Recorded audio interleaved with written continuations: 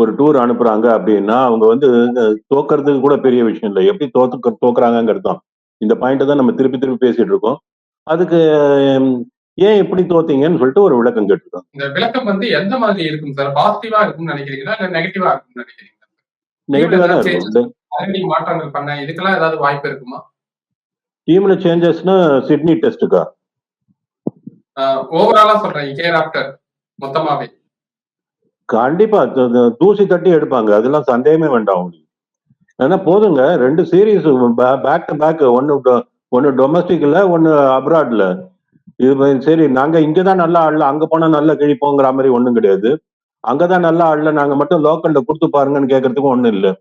ரெண்டும் கிறிஸ்டல் கிளியரா ப்ரூவ் ஆயிடுச்சு. இந்த இந்த டீம் வந்து கேப்பபிள் ஆஃப் என்ன சொல்லலாம், இதை விட மோசமா தோக்க முடியாது, அந்த அளவுக்கு தோக்கக்கூடிய அளவுக்கு ஒரு கெப்பாசிட்டி இருக்கிற டீம்னு ப்ரூவ் பண்ணிருக்காங்க. கண்டிப்பா நெகட்டிவா தான் இருந்திருக்கும். அந்த மீட்டிங் வந்து அந்த எக்ஸ்பிளனேஷன் கேட்டது அதோட விட மாட்டாங்க, அதுக்கு பின்னாடி சில பேச்சுவார்த்தைகள்லாம் இருக்கும். அந்த பேச்சுவார்த்தைகள்லாம் ஸ்ட்ராங்கா தான் இருக்கும்.